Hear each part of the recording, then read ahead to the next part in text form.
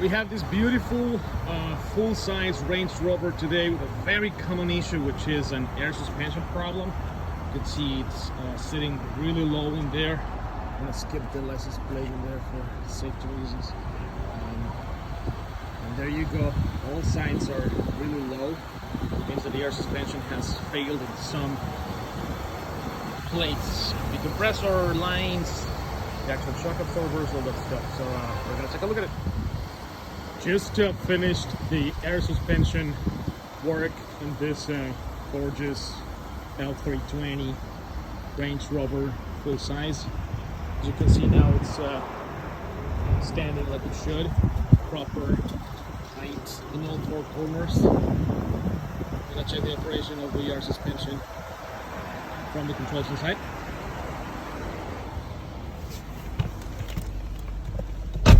So all the codes are gone from the dashboard, and now this is where you check if it is going up and down properly. I'm gonna lift it, making sure the compressor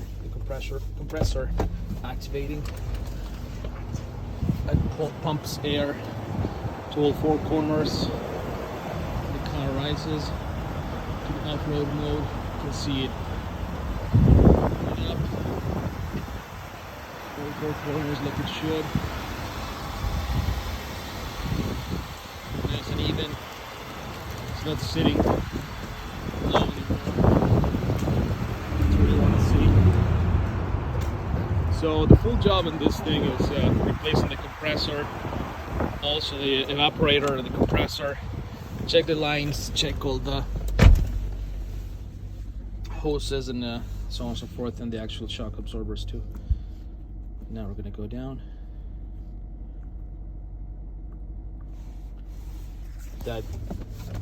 Now the compressor works in the reverse direction, pulling air from the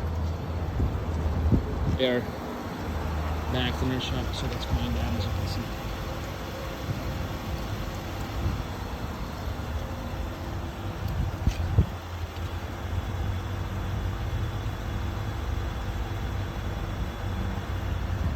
Slowly but surely. So a lot of people do an air suspension to coil replacement. I don't recommend that specifically because there are some codes that come up and never go away.